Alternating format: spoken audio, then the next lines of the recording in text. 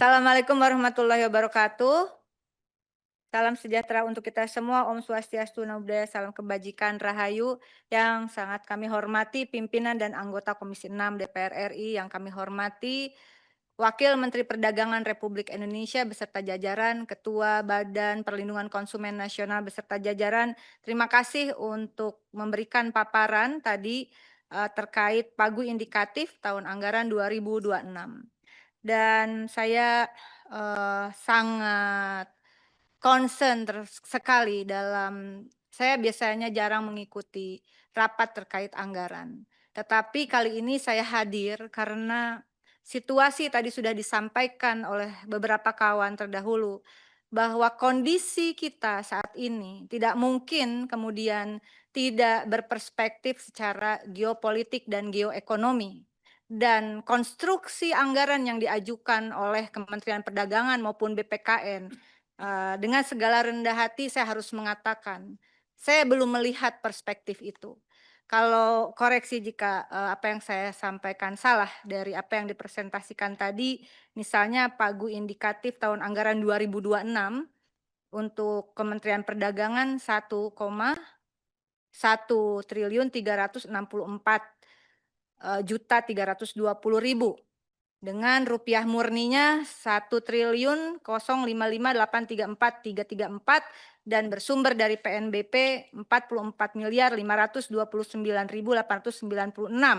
dan ini diperuntukkan untuk pertama belanja operasional senilai, jadi dari 1,1 triliun sekian, belanja operasionalnya adalah 1.071.735.590 dan dari yang diajukan itu untuk belanja pegawai 772.127.571.000. Barang 349.608.019.000 dan belanja non operasional PNBP 28.628.640.000. Saya tidak mau membahas yang BPKN karena lebih tidak kontekstual menurut saya. Jadi saya sepakat dengan teman-teman terdahulu. Harus ada visi dan misi yang lebih komprehensif yang diajukan oleh Kementerian Perdagangan. Kondisi secara internasional saat ini yang pastinya akan berimbas kepada Indonesia, saya menyebutnya sebagai kondisi yang disingkat dengan VUCA, volatility atau volatilitas, yaitu ketidakstabilan atas perubahan yang cepat dan tak terduga, uncertainty, C-nya, U-nya, uncertainty, yaitu ketidakpastian, kurangnya kejelasan atau kemampuan memprediksi masa depan.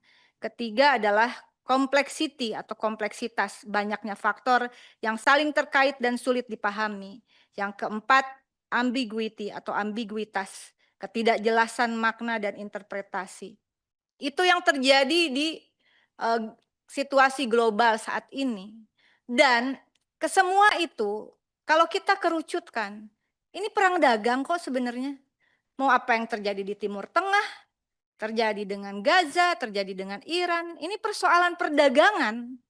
Sehingga perspektif ini menjadi penting Bapak Ibu miliki dan tentu saja kami mengapresiasi adanya 9 Permendag baru sebagai paket deregulasi tahap 1 dari nomor 16 sampai nomor 23 tahun 2025.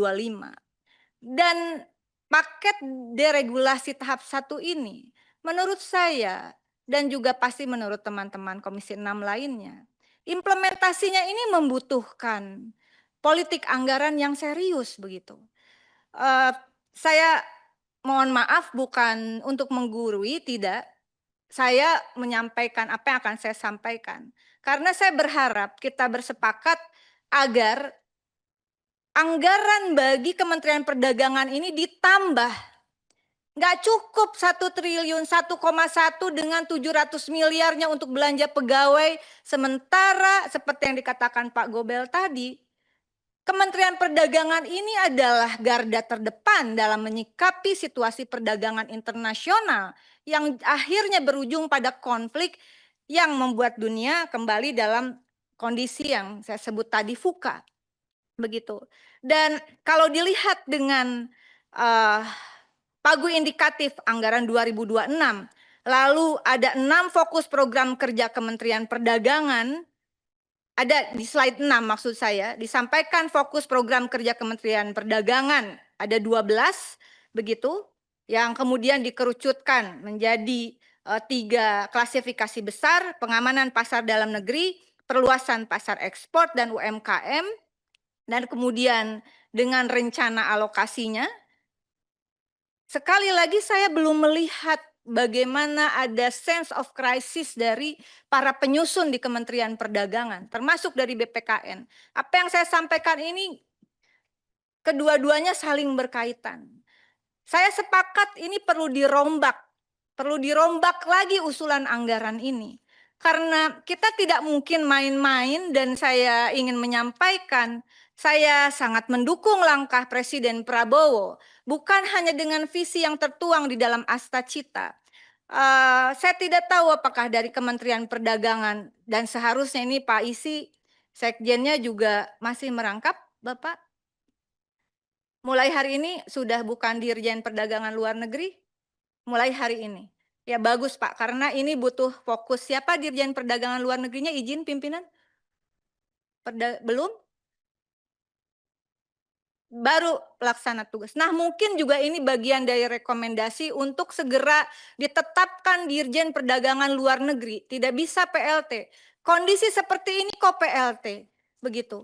Pelaksana tugas.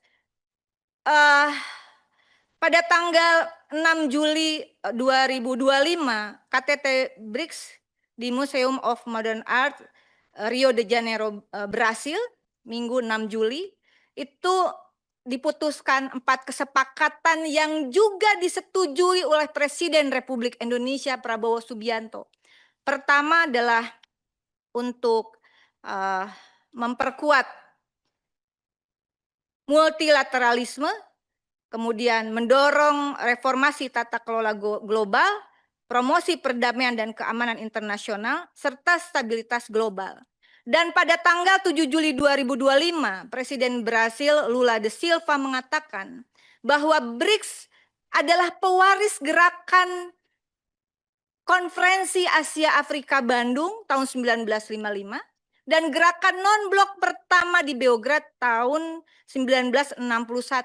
KAA di Bandung 29 negara, kemudian di Beograd KTT pertama non-blok 25 negara, yang sekarang menjadi 120 negara. Kenapa saya harus menyampaikan ini? Karena saya belum melihat roadmap yang ada sekarang di Kementerian Perdagangan, dan kita sudah bahas, pastinya belum dalam kondisi geopolitik seperti saat ini. Betul ya Pak Isi ya? Betul ya Pak Isi? Pak? Betul kan? Sehingga memang saya sepakat perlu ada roadmap baru, dan itu menjadi basis untuk penyusunan politik anggaran yang baru.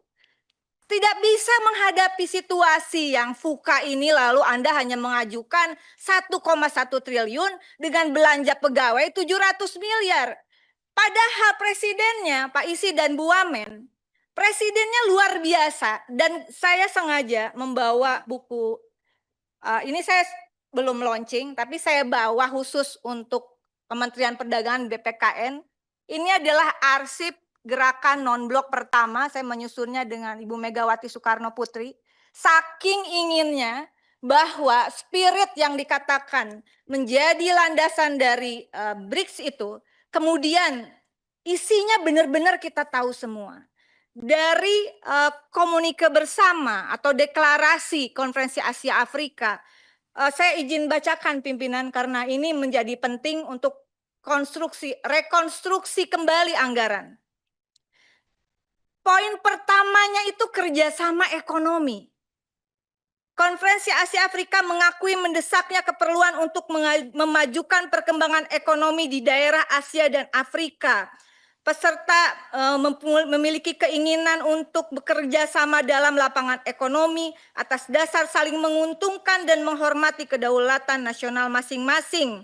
Usul mengenai kerjasama dalam lapangan ekonomi tidaklah menutupkan keinginan atau kebutuhan akan kerjasama dengan negara-negara yang terletak di luar daerah ini. Kemudian juga negara-negara peserta konferensi menyetujui untuk saling memberikan bantuan teknik sebanyak mungkin yang dapat dilaksanakan dalam bentuk tenaga ahli dan seterusnya. Kemudian segera mengakui perlunya diadakan usaha-usaha untuk menstabilitaskan perdagangan barang-barang di negara masing-masing, Pak. Ini soal perdagangan internasional dan itu sudah diakui menjadi landasan dari yang namanya organisasi BRICS, terdiri dari 11 negara, Brasil, Rusia, India, China, Afrika Selatan, Arab Saudi, Mesir, Uni Emirat Arab, Ethiopia, Indonesia, dan Iran dengan 8 negara partnernya, Belarusia, Bolivia, Kazakhstan, Malaysia, Thailand, Uganda, Uzbekistan, dan Vietnam.